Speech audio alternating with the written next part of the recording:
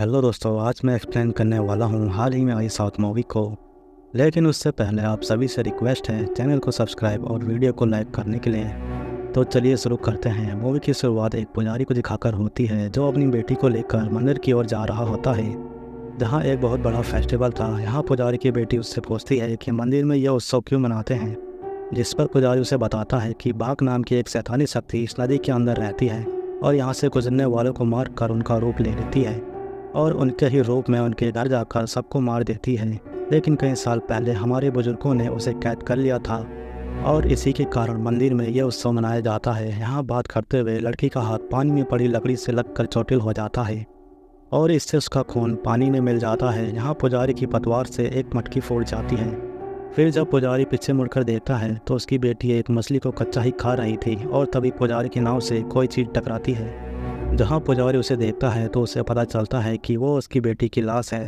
दरअसल अनजाने में पुजारी ने वो मटकी फोड़कर बाघ नाम की बुरी शक्ति को आज़ाद कर दिया था, जिसने उसकी बेटी को मार कर उसका रूप लिया था। अब ये बुरी शक्ति पुजारी पर भी हमला करने वाली थी, लेकिन मंदिर में हो रही पूजा के कारण वो कमज़ोर पड़ जाता है, जिसका फ़ायदा उठाकर पुजारी जी उसकी आत्मा को कैद कर लेते हैं।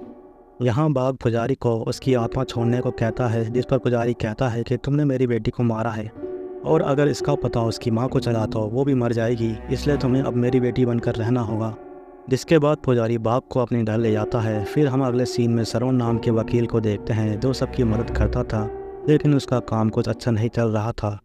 वहीं दूसरी ओर हमें सेल्वी नाम की महिला दिखाई जाती है जो कि श्रवण की छोटी बहन थी। यहाँ सेल्वी ने 10 साल पहले अपना घर छोड़ दिया था क्योंकि उसके घर वाले उसके प्यार के खिलाफ थे, लेकिन श्रवण आज भी अपनी बहन को याद करता था। वहीं सेल्वी अपनी लाइफ में बहुत ज़्यादा खुश थी, उसका खुशहाल परिवार था और वो सभी एक रात महल में रहा करते थे।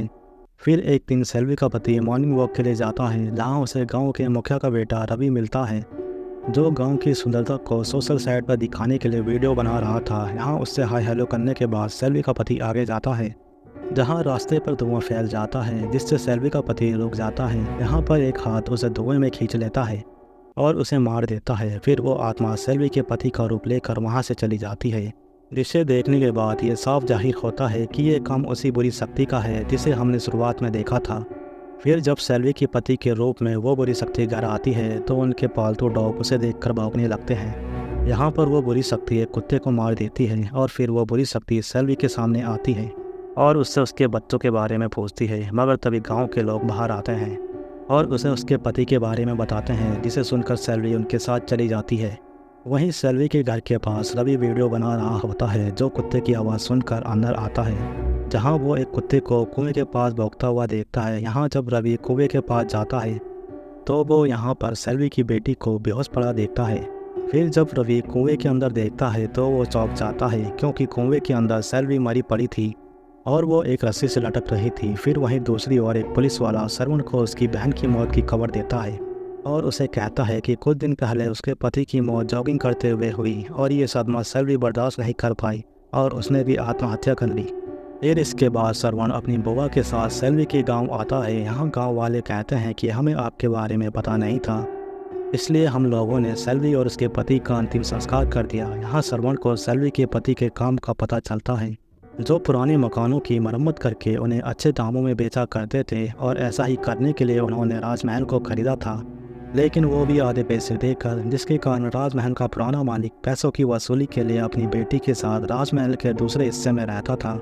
वहीं घर के अंदर सेल्वी का छोटा बेटा खेल रहा होता है, जहाँ उसे एक बड़े से बुलबुले के अंदर एक औरत का साया दिखाई देता है, जिससे डरकर वो श्रवण के पास जाता है। यहाँ जब श्रवण उसका नाम पूछता है तो उसे पता चलता है कि सेल्वी ने अपने बेटे का नाम अपने भाई के नाम पर श्रवण रखा था। ये सुनकर श्रवण थोड़ा भावुक होता है। फिर इसके बाद श्रवण सेल्वी की बड़ी बेटी शक्ति से मिलता है जो सिर में चोट लगने के कारण कोमा में थी। यहाँ श्रवण जमींदार की बेटी माया से मिलता है जो कि एक डॉक्टर थी और वो शक्ति का ध्यान रखती थी। यहाँ माया उन्हें बताती है कि गाँव में हॉस्पिटल नहीं होने के कारण शक्ति का ट्रीटमेंट उसे घर में ही करना पड़ रहा है। वो चाहती है कि इस राजमहल को ही हॉस्पिटल बना दिया जाए। फिर रात में सेल्वी का बेटा श्रवण मोबाइल लेकर खेल रहा होता है, जहां उसे मोबाइल के जरिए अपने आसपास कोई एंटिटी दिखाई देती है, जिसे देखकर श्रवण थोड़ा डर जाता है। और फिर इसके बाद बुआ को भी वही साया अपने आसपास दिखाई देता है, जिसे देखने के बाद बुआ बहुत डर जाती है। फिर अगले दिन श्रवण अपनी बहन की कब्र पर जाकर उसे याद कर रहा होता है और वो मुखिया के बेटे रवि से कहता है कि वो इतनी कमज़ोर नहीं थी कि आत्महत्या कर ले, जिस पर रवि कहता है कि मैंने खुद अपनी आंखों से उन्हें फांसी पर लटका देखा था। जिसके बाद ये दोनों पुलिस स्टेशन आकर इंस्पेक्टर से केस के बारे में पूछते हैं, जहां इंस्पेक्टर उन्हें बताता है कि सेल्वी के पति की मौत हार्ट अटैक से हुई है और इसी की सदमा सेल्वी को लगा होगा, जिसने कुएं से लटक कर खुदकुशी कर ली होगी और यहीं पर अपनी मां को मरा देखकर बच्ची बेहोश होकर किसी पत्थर पर गिरी होगी, जिससे उसे चोट लगी। यहाँ श्रवण को उसकी बात पर विश्वास नहीं था, इसलिए वो एफआईआर की कॉपी मांगता है, लेकिन यहाँ पर इंस्पेक्टर श्रवण को सुना के चला जाता है। जिसके बाद कांस्टेबल उन्हें कहता है कि सर को अभी गांव में होने वाले उत्सव की तैयारी की चिंता है, जो कि गांव में 10 साल बाद हो रहा है। फिर जब वो दोनों वापस आ रहे होते हैं, तभी रवि गाड़ी रोककर श्रवण को बताता है कि उसने उस दिन सेल्वी को गांव वालों के साथ जंगल की ओर जाते देखा था, लेकिन जब कुत्ते के भौंकने की आवाज़ सुनकर वो कुएं के पास गया, तब उसने सेल्वी को फांसी पर लटका देखा था। ये सुनने के बाद श्रवण को भी यकीन नहीं हो रहा था। फिर जब श्रवण उस दिन की वीडियो रिकॉर्डिंग देख रहा होता है, तो उस वीडियो में एक बाबा को देखता है जो झाड़ियों में छिपकर सेल्वी के पति को देख रहा था। यहाँ श्रवण रवि से पूछता है तो वो बताता है कि उत्सव के समय में जगह जगह से बाबा आते हैं, ये उन्हीं में से एक होगा। वहीं दूसरी ओर वो बाबा हाथ में एक माला लिए राजमहल की ओर आता है, जहाँ माला तेजी से घूमते हुए टूट जाती है। यहाँ बाबा राजमहल के अंदर आता है। वहीं महल के अंदर माया शक्ति के कमरे में किसी साये को देखकर डर जाती है और कमरे में आकर चेक करती है, मगर वहाँ कोई नहीं होता, लेकिन उसे कमरे के बाहर एक साया दिखाई देता है, जिसे देखकर वो बहुत ज़्यादा डर जाती है। वहीं महल के बाहर बाबा घूम रहा होता है, जहाँ पर वो देखता है कि राजमहल के सारे कमरे खिड़की अपने आप बंद हो रहे हैं। फिर जब बाबा वहाँ से चला जाता है तो महल के कमरे खिड़कियाँ अपने आप खुल जाते हैं। वहीं जंगल में एक डरावनी एंटिटी रवि की गाड़ी के ऊपर से होकर चली जाती है। यहाँ रवि गाड़ी रोकता है, जहाँ श्रवण उस एंटिटी का पीछा करते हुए जंगल में चला जाता है, जहाँ पर वो किसी को खड़ा देखता है, लेकिन दोबारा मुड़कर देखने पर वहाँ कोई नहीं होता। इधर रवि गाड़ी स्टार्ट करने की कोशिश करता है, लेकिन वो स्टार्ट नहीं होती है। फिर उसकी गाड़ी में धुआं बनने लगता है, जिससे बचने के लिए रवि गाड़ी की शीशे बंद करता है, मगर जब वो गाड़ी के बाहर देखता है तो सेल्वी को सामने देखकर वो डर जाता है। जिसके बाद सेल्वी उसे गाड़ी के अंदर दिखाई देती है। फिर जब श्रवण जंगल के बाहर आता है तो वो रवि को गायब पाता है, और जब उसका कैमरा चेक करता है तो उसे उसमें बाबा की वीडियो दिखाई देती है। फिर इसके बाद श्रवण माया के साथ मंदिर आता है, जहाँ पर उत्सव की तैयारी चल रही थी। वहीं हम मंदिर की तरफ जाती हुई यात्रा में पुजारी को देखते हैं, जो मंदिर के ऊपर स्थित दूसरे स्तंभ को हटा हुआ देखकर डरता है और वो वहाँ से भाग जाता है। फिर जब श्रवण जंगल के रास्ते से आ रहा होता है, वहाँ पर वो पक्षियों की आवाज़ सुनकर एक बड़े से पेड़ के पास जाता है, जहाँ पर उसे रवि की लाश मिलती है। फिर श्रवण पुलिस को बुलाता है और उन्हें बताता है कि रवि के गायब होने के बाद उसने बाबा को देखा था। वो बाबा भी वहीं पर होते हैं, जिसके पीछे श्रवण भागता है, लेकिन बाबा उसे चकमा दे जाता है। फिर इसके बाद श्रवण पुलिस वालों के साथ बाबा को ढूंढने के लिए जंगल में आता है और जंगल के बीच एक जगह को देखता है, जिसके अंदर तंत्र विद्या का सामान रखा हुआ था, और साथ ही उन्हें वहां पर सेल्वी, उसके पति और रवि की फ़ोटो रखी मिलती है। यहाँ पुलिस वालों को भी विश्वास हो जाता है कि ज़रूर बाबा ही इन सब के पीछे हैं, इसलिए इंस्पेक्टर बाबा को खोजने के लिए और फोर्स बुलवाता है। जहाँ हम एक पेड़ के ऊपर बाबा को देखते हैं, जिसके हाथ में इंस्पेक्टर की फ़ोटो थी। फिर वहीं राजमहल में सेल्वी का बेटा अपने बेड पर एक साये को देखकर डर जाता है और वो भागकर अपनी बहन के कमरे में आता है, जहाँ पर वो दरवाजे के बाहर उसी साये को खड़ा देखता है, जिसे देखकर सेल्वी का बेटा डरते हुए श्रवण के सामने से भाग जाता है। फिर जब श्रवण फैमिली एल्बम देख रहा होता है, जहाँ पर वो शक्ति की डेट ऑफ बर्थ देखकर थोड़ा चौंक जाता है। फिर उसे ध्यान आता है कि मुखिया के बेटे का जन्मदिन भी इसी तारीख और महीने में आता है, और सबसे बड़ी बात यह थी कि दोनों का जन्म उत्सव वाले दिन हुआ था, जो 10 साल में एक बार मनाया जाता है। इससे श्रवण को थोड़ा डाउट होता है, जिसकी छानबीन के लिए श्रवण गांव के एडमिनिस्ट्रेटिव ऑफिस आता है, जहां पर फाइलों की छानबीन करने पर उसका शक यकीन में बदलता है कि शक्ति और रवि के अलावा एक और आदमी है, जिसका जन्म उसी तारीख और महीने में हुआ है, जो रवि और शक्ति के जन्म की तारीख और महीना है। फिर यहाँ श्रवण को कुछ याद आता है। वो माया को फ़ोन करके शक्ति के शरीर पर लाल तिल चेक करने को कहता है और जल्दी से वो घर पहुंचता है, जहां उसे माया बताती है कि शक्ति के शरीर पर लाल तिल है, जिसे सुनकर श्रवण परेशान होता है। वो शक्ति को दूसरे कमरे में ले जाने लगता है, जिस पर माया उससे कारण पूछती है। तब यहाँ श्रवण उसे बताता है कि ये लाल निशान शक्ति, रवि और गाँव के इंस्पेक्टर तीनों के शरीर पर है। शक्ति कोमा में है, रवि की मौत हो चुकी है अब बचा इंस्पेक्टर, उसकी जान खतरे में है क्योंकि इनकी जन्म की तारीख और समय एक ही है और इनका जन्म हर 10 साल बाद आने वाले उत्सव के दिन हुआ था और यही कारण है कि शक्ति की जान खतरे में है और आज रात बहुत कुछ होने वाला है। फिर श्रवण इंस्पेक्टर को फ़ोन करता है लेकिन इंस्पेक्टर कहीं और ही बिजी था, इसलिए श्रवण उससे खुद ही मिलने का फैसला करता है और जाते हुए माया को कहता है कि शक्ति के बारे में वो किसी को ना बताए। फिर श्रवण के जाने के बाद महल में पुजारी आता है जो माया को झूठ बोलता है कि उत्सव में उसकी बेटी खो गई है, इसलिए उसने पूजा करवाई है, जिसके बाद उसे 6 कुंवारी कन्या को पान सुपारी बांटने के लिए कहा गया है जिससे उसकी बेटी मिल जाएगी। यहाँ पान सुपारी बांटने के बहाने पुजारी शक्ति को घर के अंदर ढूंढने लगता है जहाँ कोई अदृश्य शक्ति उस पुजारी पर सामान फेंक रही होती है। फिर जब पुजारी शक्ति के कमरे में आता है तो वो अपनी शक्ति से कमरे का दरवाज़ा बंद कर देता है और वो शक्ति की ओर बढ़ने लगता है जहाँ कोई अदृश्य शक्ति उसे रोकने की कोशिश करती है। यहाँ पुजारी शक्ति के पास पहुँच जाता है जहाँ एक औरत का साया उसके सामने आकर उसे अपनी शक्ति से रोकती है और उस पुजारी को घसीटकर महल के बाहर फेंकती है। यहाँ पुजारी चिल्लाते हुए भागता है और कहता है कि सभी की जान खतरे में है, अगर अपनी जान बचानी है तो यहाँ से भाग जाओ। वहीं दूसरी ओर इंस्पेक्टर बाबा का पीछा करते हुए जंगल में आता है और उस बाबा को जंगल में ढूंढने लगता है। जहाँ इंस्पेक्टर को खोजते हुए श्रवण भी कांस्टेबल के साथ जंगल में आता है। यहाँ बाबा इंस्पेक्टर को बेहोश करके अपने पूजा स्थल तक लाता है और फिर बाबा कुछ मंत्र बोलने लगता है, जहाँ श्रवण आकर बाबा को रोकता है और पूछता है कि कौन हो तुम और क्यों सबको मार रहे हो, जिस पर बाबा उसे कहता है कि मैं किसी को नहीं मार रहा बल्कि उसकी जान बचा रहा हूँ। लेकिन तभी इंस्पेक्टर का शरीर हवा में उड़ता है और ज़मीन में गड़ी रोड के ऊपर गिरता है जिससे उसकी मौत हो जाती है। और वहीं इंस्पेक्टर के मरते ही शक्ति होश में आ जाती है और साथ ही सामने आता है उस औरत का साया जो कोई और नहीं बल्कि सेल्वी थी। फिर दूसरी ओर पुलिस वाले पुजारी को ढूंढते हुए उसके घर आते हैं जहाँ पर उन्हें पुजारी और उसकी पत्नी की लाश मिलती है। वहीं राजमहल में शक्ति को होश आ चुका था और उसके सिर की चोट भी सही हो गई थी।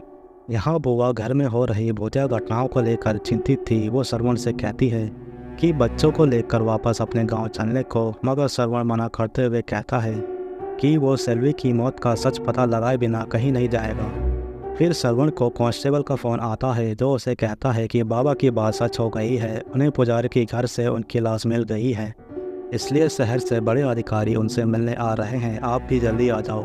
फिर पुलिस स्टेशन में बाबा उन सबको बताते हैं कि वो कैलाश में रहने वाले भैरव लोक के समुदाय से हैं और देव शक्तियों के विरोधी दुष्ट शक्ति को ख़त्म करना उनका एकमात्र उद्देश्य है। कई सैकड़ों साल पहले असम में मौजूद पाक नाम की बुरी शक्ति को उनके पूर्वजों ने बंदी बना के रखा था, लेकिन एक दिन जब उस गांव का पुजारी नाव से जा रहा था तो उसने अनजाने में पाक शक्ति को आज़ाद कर दिया, जिसने उसकी बेटी का रूप लिया और उसकी बेटी को मार दिया। लेकिन उस समय मंदिर में महाआरती होने के कारण उसने पाक शक्ति की आत्मा को कैद कर लिया और उसे अपनी बेटी बना के रखा। लेकिन जल्द ही पुजारी की मरी हुई बेटी का शरीर गाँव वालों को मिल गया। फिर बाबा आगे बताते हुए कहते हैं कि पाक शक्ति जल में और थल में दोनों में निवास करती है और उसके इंसानी रूप में होने के कारण उसके खून से पता लगाया जा सकता है कि वो बुरी शक्ति पाक है या नहीं। जिसे ढूंढते हुए पुजारी के घर गए लेकिन वहाँ पर उन्हें कोई नहीं मिला। फिर बाबा उन्हें ढूंढते हुए तमिलनाडु आए जहाँ उस बुरी शक्ति को पता चल गया था कि पुजारी ने उसकी आत्मा को मंदिर के स्तंभ में छुपा कर रखा है, जिसे उसने हासिल कर लिया। आत्मा तो उसने पा ली थी लेकिन ये आत्मा बिना शक्ति की थी, इसलिए उसे शक्ति हासिल करने के लिए 3 बलि देनी थी जो कि उत्सव के दिन एक ही समय में पैदा हुए हों और साथ ही उनके शरीर पर वो लाल तिल होना चाहिए। और अगर इन 3 लोगों की बलि उसने दे दी तो वो बहुत ही शक्तिशाली हो जाएगी और इसलिए उसने 3 लोगों को चुना, जिसमें शक्ति पहली, रवि दूसरा और इंस्पेक्टर तीसरा था। यहाँ पाक ने शक्ति को मारने के लिए पहले उसके पिता को मारा और उसके रूप में वो सेल्वी के पास गया, जहाँ सेल्वी ने उस बुरी शक्ति का असली रूप पहले ही आईने में देख लिया था।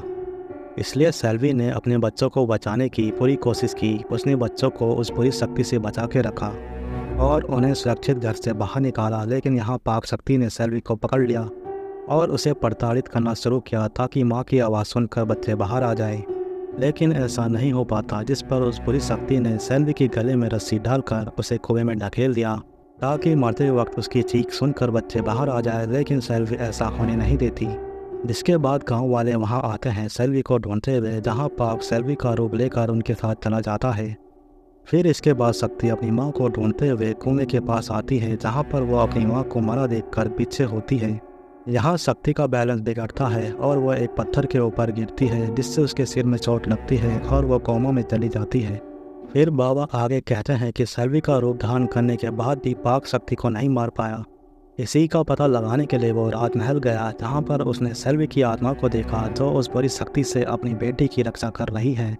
इसलिए उस बुरी शक्ति ने रवि को मार दिया। इस बीच वो पुजारी भी गांव वापस आ गया और जब उसे पता चला कि पाक को उसकी आत्मा मिल गई है तो वो अपनी पत्नी को बचाने के लिए अपने घर गया, जहाँ पाक ने उन दोनों को मार दिया। फिर पाक ने पुजारी का रूप लिया और दोबारा राजमहल गया शक्ति को मारने के लिए, लेकिन वह ऐसा नहीं कर पाया, जहाँ सेल्वी ने उसे मार लगाया। फिर वो बुरी शक्ति जंगल में आई और उसने इंस्पेक्टर को मार दिया। अब उस बुरी शक्ति को कोई भी नहीं रोक सकता सिवाय देव शक्ति के। लेकिन अगर उसने आज उत्सव से पहले शक्ति को मार दिया तो कोई भी देवी शक्ति उसे नहीं रोक पाएगी। बाबा की कहानी सुनने के बाद डीजीपी उसे जेल में डलवा देता है, जहां बाबा कांस्टेबल को बोलता है कि आज मेरा जाना बहुत ज़रूरी है। मगर तभी पुलिस स्टेशन में धुआं बनने लगता है और वहां पर बुरी शक्ति आकर सब पर हमला करती है, जिसे बाबा रोकते हुए वहां से भगा देते हैं। वहीं दूसरी ओर राजमहल में शक्ति का बर्थडे मनाया जाता है। यहाँ श्रवण सेल्वी को याद करके उदास था, मगर तभी बाहर माया क्लिनिक से आ रही होती है, लेकिन वो गेट के बाहर ही गिर जाती है। फिर माया उठकर वापस अंदर आ रही होती है, लेकिन सेल्वी अपनी शक्ति से उसे उठाकर बाहर फेंक देती है।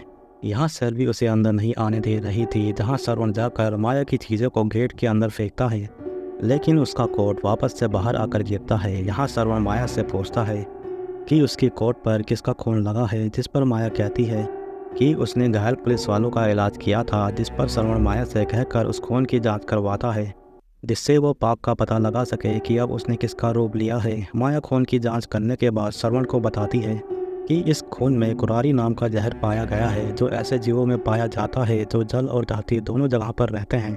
और ये खून किसी और का नहीं बल्कि बाबा का है, क्योंकि जब बाबा ने पुलिस स्टेशन में उस बुरी शक्ति को भगाया था तब बाबा वहाँ पर खुद ही उसका शिकार हो गए थे, जिसके बाद पाक ने उनका रूप लिया था। फिर इसके बाद श्रवण बाबा को ढूंढते हुए मुखिया के पास आता है, जहाँ उसे मुखिया से पता चलता है कि बाबा सेल्वी की कब्र पर गए हैं उसकी आत्मा को मुक्ति दिलवाने, ताकि जब बुरी शक्ति उस बच्ची को मारने आए तब वो उस शक्ति को कैद कर लेंगे। दरअसल पाक ने यहाँ एक योजना बना रखी थी कि सेल्वी की आत्मा को मुक्ति दिलाकर वो उसकी बच्ची को मार देगा। इसलिए बाबा के रूप में पाक सेल्वी की कब्र पे आता है और वो सेल्वी के शरीर को बाहर निकलवाता है और उस पर तंत्र क्रिया करता है, जिससे सेल्वी की आत्मा वहाँ खींची चली आती है। यहाँ पाक और सेल्वी की आपस में लड़ाई होती है, जहाँ दोनों की शक्तियाँ एक दूसरे पर भारी पड़ रही थी, लेकिन सेल्वी ज़्यादा देर तक पाक का सामना नहीं कर पाती। यहाँ पाक ने उसे कैद कर लिया था और उसके शरीर को आग लगा दी। तभी श्रवण भी वहाँ पहुँच जाता है, लेकिन तब तक बहुत देर हो चुकी थी। यहाँ सेल्वी की आत्मा को मुक्ति मिल चुकी थी, मगर जाने से पहले वो श्रवण से कहती है कि वो उसके बच्चों को बचा ले। फिर यहाँ श्रवण माया को फ़ोन करके बोलता है कि बाबा वहाँ आने वाला है, उसे किसी भी हाल में शक्ति नहीं मिलनी चाहिए। मगर तभी वहाँ बाबा आ जाता है, जहाँ घर के सभी लोग उसका ध्यान बटाने में लग जाते हैं, जिसका फ़ायदा उठाकर माया शक्ति को लेकर उत्सव में आती है। यहाँ बाबा भी उनके पीछे उत्सव में आता है, जहाँ श्रवण भी पहुँचता है। श्रवण शक्ति को लेकर राक्षस के पुतले के अंदर जाता है, जहाँ पर वो शक्ति को लेकर ऊपर जाने लगता है, लेकिन तभी वहाँ बाबा आता है और वो अपनी शक्ति से श्रवण को रोकता है। फिर यहाँ बाबा अपनी शक्ति का प्रयोग करके शक्ति तक पहुँचने की कोशिश करता है, मगर तब तक श्रवण वहाँ पहुँच जाता है और वो शक्ति को लेकर राक्षस के पुतले की आग से रस्सी के जरिए बाहर निकल जाता है। और यहाँ पर उत्सव शुरू हो जाता है, जहाँ पर देवी माँ के त्रिशूल में आग लगा दी जाती है, जो सीधा उड़कर राक्षस के पुतले की तरफ आ रहा होता है। यहाँ पाक खुद को बचाने की कोशिश करता है, लेकिन देवी माँ की शक्ति के सामने वो टिक नहीं पाता और यहाँ उसका अंत होता है। फिर उस राजमहल को हॉस्पिटल बना दिया जाता है और आखिरी में हम उन बच्चों को देखते हैं जो किसी अदृश्य एंटिटी के साथ खेल रहे थे और यहाँ मूवी ख़त्म होती है।